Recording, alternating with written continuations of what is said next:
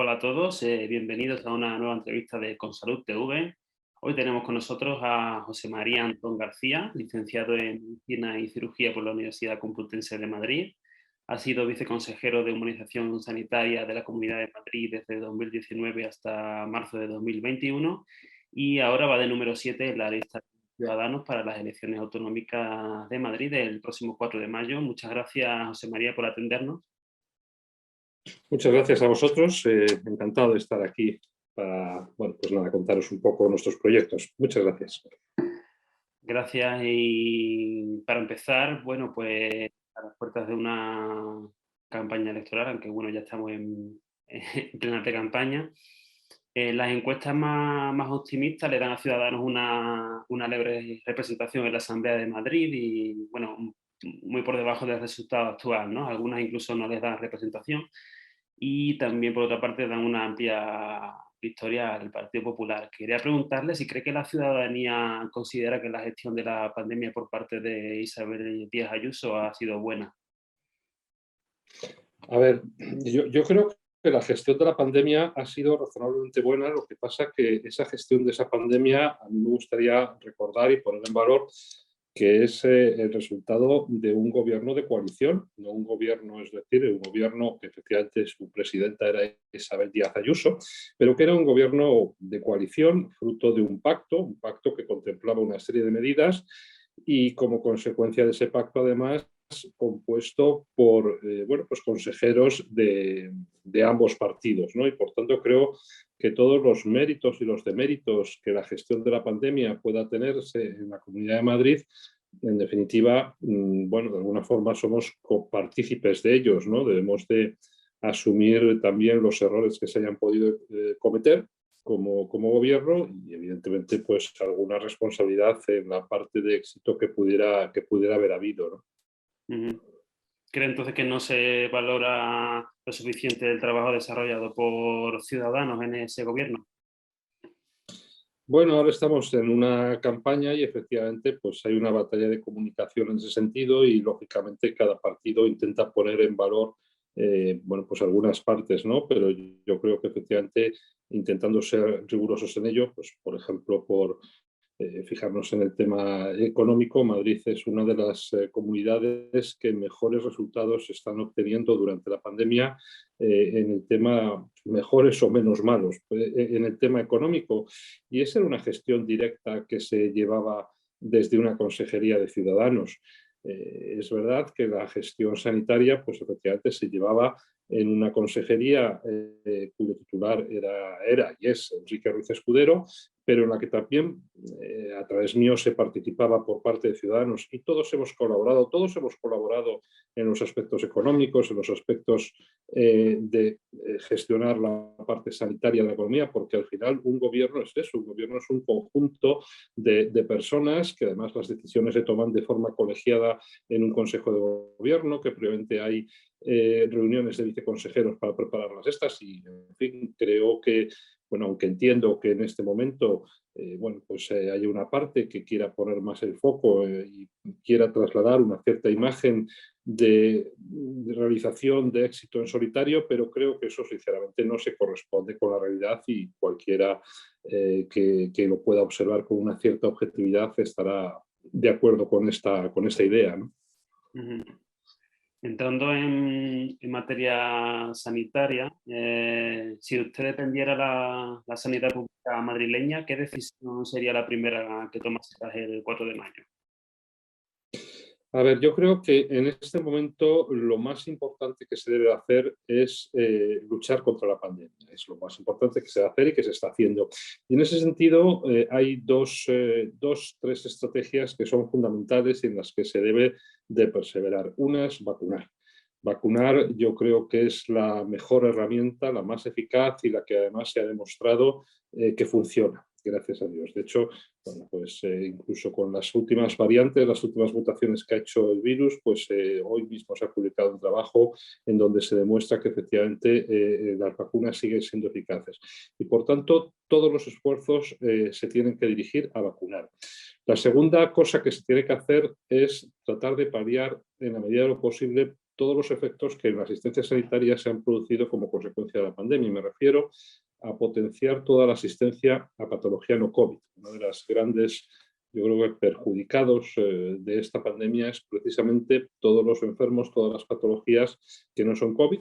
Lógicamente, la necesaria atención a las patologías COVID han relegado a un segundo plano muchas actuaciones, y es necesario un plan que hay que ponerlo en marcha cuanto antes, y bueno, pues sería otra de las primeras cosas a hacer el día 5 de mayo para recuperar toda esa actividad.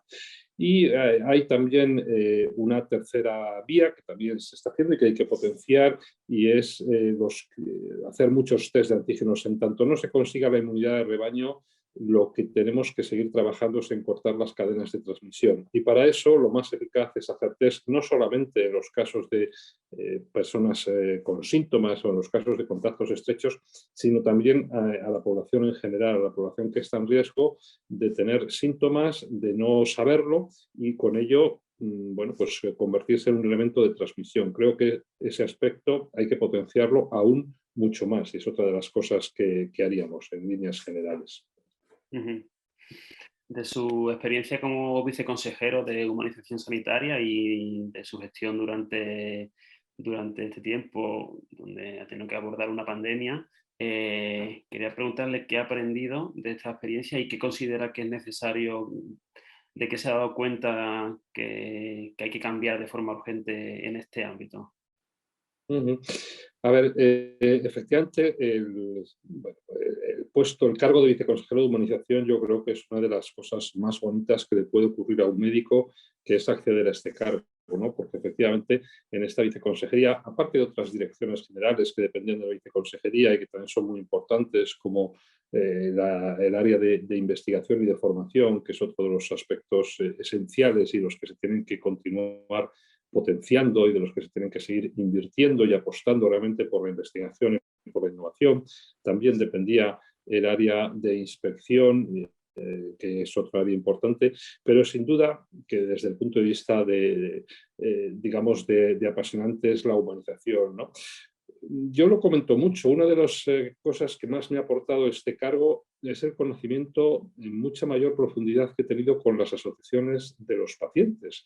Llevo 30 años ejerciendo la medicina y, claro, conoces a los pacientes de uno en uno, intentas ayudarles de uno en uno, pero realmente no había tenido oportunidad profesional de conocer en profundidad las asociaciones de pacientes que, bueno, pues como consecuencia de muchas de las actividades que se hacen en humanización y como bueno, es la viceconsejería encargada de la relación con todas ellas, pues realmente es enriquecedor el papel que pueden aportar las asociaciones de pacientes a la medicina, a la sanidad de nuestra comunidad, ¿no? Y que realmente se cuenta con ellas, aún hay que contar mucho más con ellas, y yo creo que hay que trabajar para incorporarlas incluso en el proceso de planificación y de toma de decisiones en materia de salud, ¿no? Y hay, bueno, pues algunos buenos ejemplos de ellos, observatorios, como por ejemplo el de la hepatitis C, en donde se ha demostrado cómo precisamente el concurso de las asociaciones de pacientes ha aportado mucho valor a todo el proceso asistencial. Y desde luego todo el proceso de humanización en la medicina hay un plan que, bueno, pues es verdad que la pandemia ha venido un poco a trastocar todos los planes que había. La Comunidad de Madrid fue pionera en poner en marcha políticas de humanización. Acabó un plan en el 2020, se va a poner en marcha o se iba a poner en marcha otro plan hasta el final de la legislatura, y son planes que realmente buscan poner al paciente en el centro de todo el sistema, que buscan que el paciente sea, bueno, pues no solamente el eje del sistema, sino que se convierta en un aliado del médico a la hora de producir, a la hora de dar los tratamientos, de dar la asistencia y bueno, pues realmente eso es francamente bonito, es de las cosas que más me ha gustado de esta etapa y de las que, bueno, pues más he aprendido, ¿no? Comenta ese papel del paciente. Sin duda esta pandemia ha dejado huella a millones de personas a nivel psicológico. Quería preguntarle desde el punto de vista tanto económico como de recursos humanos, ¿qué propone exactamente para reforzar la salud mental? Pues mira, efectivamente, la salud mental, que ya era una de las áreas que seguramente se tendrían que haber reforzado más en el pasado, y que desde luego ahora la pandemia, bueno, pues como otras muchas cosas, ha venido a demostrar dónde teníamos las mayores carencias, ¿no? Toda la situación que ha vivido, por una parte, la población en general, pero también, y en este sentido, pues también hay que fijarse en ello, toda la población, todos los personal sanitario, que realmente ha sido, pues, ha sido y sigue siendo una situación muy, muy dura por la que están atravesando, tanto, ya digo, tanto a nivel de población, a nivel de pacientes, como a nivel de profesionales, se han puesto de manifiesto las carencias y las necesidades de potenciar todo el tema de salud mental. Y en este sentido, pues creo que empezando por la atención primaria, en donde hay que reforzar mucho la atención psicológica en la atención primaria, no debe haber un centro de salud sin una buena estructura de psicología y debe haber una buena coordinación con todos los recursos hospitalarios en atención psiquiátrica y seguramente también hay que trabajar mucho lo que es la prevención de la salud mental, que es un concepto del que se habla poco, pero es decir, no esperar a que se produzcan bueno, pues situaciones en las que ya necesitas del psicólogo, necesitas del tratamiento, necesitas, sino también tratar de favorecer políticas de hábitos saludables, no solamente en la actividad física, también en la actividad mental, ¿no? Y bueno, pues en este sentido yo creo que también se debe de trabajar.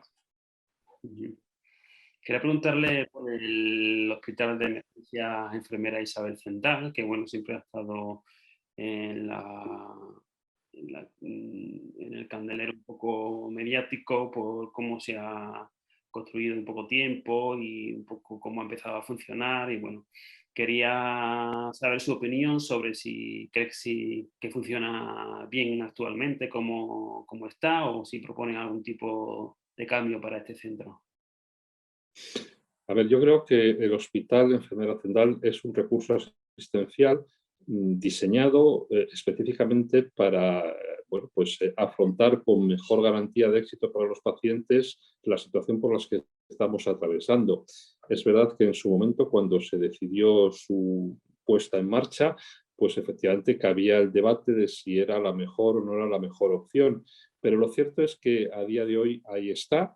Lo cierto es que además toda su construcción, pues yo creo que se ha hecho en un tiempo récord y además, y a mí esto me gusta destacarlo, ¿no? Porque no es mérito ni mucho menos de los dirigentes que estábamos en ese momento en la consejería, sino que es mérito de las personas que trabajaron en el proyecto, que desde el primero hasta el último, y me estoy refiriendo a los trabajadores que lo pusieron en marcha, y que lo hicieron posible, que estuviera construido en 4 meses, eran conscientes de la importancia del trabajo que estaban haciendo y eran conscientes, sabían que el señor que estaba poniendo un tornillo, poniendo un enchufe o haciendo una pared de cemento, lo que estaba no era poniendo una pared de cemento, lo que estaba era contribuyendo a acabar cuanto antes contra el virus, ¿no? Y eso yo creo que motivó un ambiente de trabajo. Insisto, pudo discutirse si esa era la mejor opción, pero una vez que la tenemos todos los madrileños, es de alguna forma un lujo tener un recurso asistencial específico y especial orientado a luchar contra el COVID. Y creo que efectivamente en este momento tanto su dedicación a la vacunación como su asistencia sanitaria a los pacientes de COVID está siendo bueno, pues, una buena herramienta. Piensa que en otras comunidades esta misma asistencia se ha tenido que hacer, se ha tenido que improvisar en estructuras mucho más frágiles como tiendas de campaña o otros elementos, ¿no? Entonces, una vez que lo tenemos, yo creo que es el gran recurso que la Comunidad de Madrid tiene que utilizar para, bueno, pues trabajar y todas las cosas derivadas del COVID, ¿no?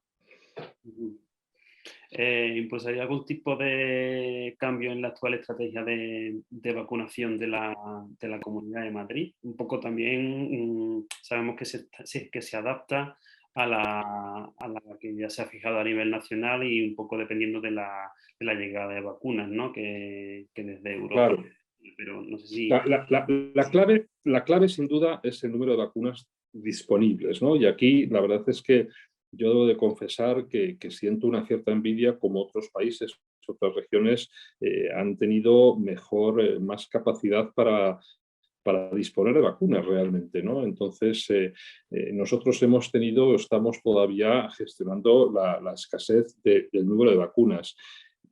Ahora parece que ese panorama empieza a aclararse, ahora parece que empiezan a venir. Sí que es verdad que lamento mucho todas las polémica y creo que ahí las autoridades sanitarias y bueno, pues todos debemos hacer una reflexión en un cierto grado de confusión que se está trasladando a la opinión pública respecto a la seguridad de determinadas vacunaciones, cuando realmente los datos lo que nos indican es que, bueno, pues más allá de determinados efectos secundarios que efectivamente se pueden producir con este y con cualquier otro medicamento, con cualquier otro tratamiento, lo cierto es que el beneficio de la vacunación supera con mucho a los riesgos que se puedan hacer, pero lógicamente se ha trasladado un cierto miedo a la población.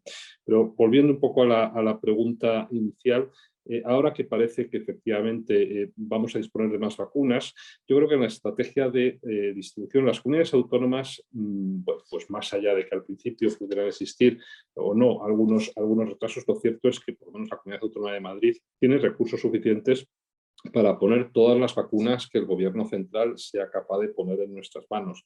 Es verdad que a veces se ha optado, y ahora en estas últimas semanas se ha optado por unos puntos de vacunación que son muy eficaces y que tienen grandes capacidades de poner vacunas, pero que de alguna forma condicionan más el acceso a los ciudadanos. Yo personalmente ahora se están poniendo y se están utilizando los centros de salud, los hospitales, creo que se podría quizá haber hecho un poco antes, pero bueno, pues lo importante es el número de vacunas que se han hecho. También se cuenta, y yo creo que se debe de contar, con toda la estructura de recursos privados para también facilitar el acceso, porque sobre todo, insisto, ahora mismo con el número de vacunas que se nos ha proporcionado la Comunidad de Madrid, no es un problema de que no haya manos suficientes para poner esas vacunas. Las hay y se están poniendo. Madrid tiene una capacidad extraordinaria de poner vacunas y quizá el punto de mejora podría venir de la distribución de los puntos para hacerlo un poco más accesible, un poco más fácil a los ciudadanos, y para eso pues contar con centros de salud, con hospitales y también con la red privada que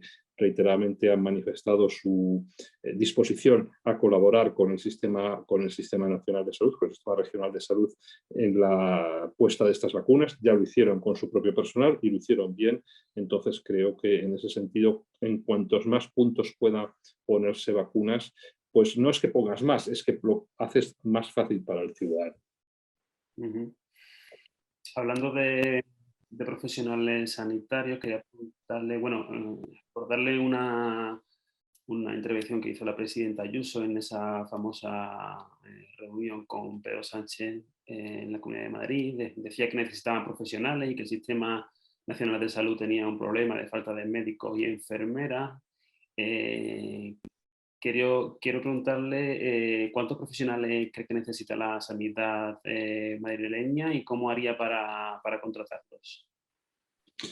A ver, yo creo que efectivamente la sanidad en general en nuestro país y la sanidad madrileña en concreto en nuestra comunidad sí que necesitan más reforzar sus plantillas en definitiva, y en ese sentido nuestro grupo pues ha hecho una propuesta concreta, una propuesta inicial, que es la de contar y tratar de hacer fijos a todas las personas que se han contratado de, digamos, refuerzo con motivo del COVID. Yo creo que hay una doble razón para ello. Por un lado, porque creo que esta comunidad y la sociedad madrileña en general debe de agradecer el esfuerzo que han hecho esas personas durante este tiempo de pandemia.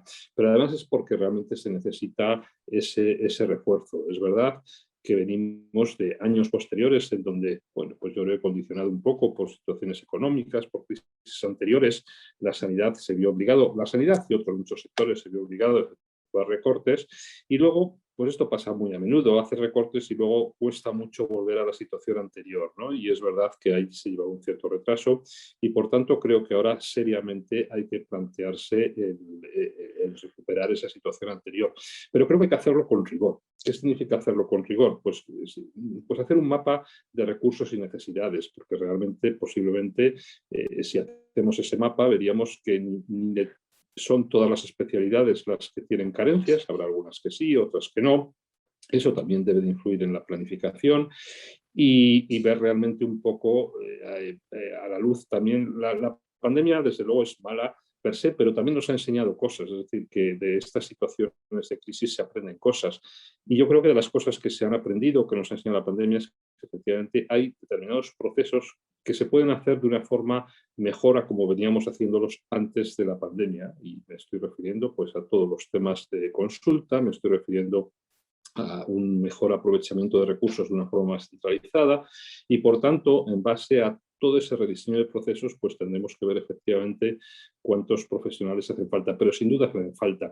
Y además, no solamente hacen falta en números, sino también en calidad en cuanto a sus condiciones laborales. Es decir, yo creo que una de las cosas que se tendría que hacer es que hubiera OPEs, hubiera ofertas públicas de empleo con una cierta regularidad. Es decir, que supiéramos, oye, pues cada 2, cada 3 años, el tiempo que se estableciera, va a haber una OPE, porque la gente ya sabría un poco a qué atenerse. Es decir, las situaciones de interinidad por las que ha pasado nuestra sanidad durante muchos años son tremendamente injustas y desde luego no contribuyen a que la gente quiera quedarse o pueda pues, hacer una carrera profesional en esta comunidad y, bueno, pues de hecho hemos observado, sobre todo en determinados colectivos, como muchas personas hemos perdido mucho talento en nuestra comunidad y en nuestro país y todo eso hay que recuperarlo y para eso pues hay que hacer condiciones de trabajo estables y condiciones de trabajo que sean atractivas y que sean competitivas. Creo que hay que trabajar en esa doble línea, en la línea de incorporar las personas que se necesiten, determinando previamente cuántas son las que se necesiten, pero con rigurosidad y, en segundo lugar, haciendo y creando condiciones de trabajo atractivas para los profesionales. Brevemente quería preguntarle por el modelo de sanidad público-privada, si tiene alguna propuesta concreta para este sector. A ver, yo creo que otra de las enseñanzas que nos ha proporcionado la pandemia es que efectivamente la colaboración del sistema privado en Madrid, además tenemos un sistema de sanidad privada muy potente, muy desarrollado y se ha visto que ha sido, vamos, no solamente eficaz, sino que ha sido absolutamente necesario en un momento de necesidad. Previamente ya existía esa colaboración público-privada y yo soy un firme defensor del concurso de esa sanidad privada para propiciar, para dar una mejor asistencia sanitaria pública. Me explico, es decir, muchas veces aquí también hay debate, ¿no? Yo creo que en sanidad hace falta hace falta debate, pero no debate politizado, sino, bueno, pues debate un poco acerca de cómo podemos proporcionar la mejor sanidad a las personas que en definitiva son las que pagan la sanidad, ¿no? No se trata de debatir si sanidad pública o sanidad privada, porque la sanidad siempre va a ser pública en la medida que es una sanidad que está financiada por todos, que es universal, que es gratuita, que es accesible, que es equitativa.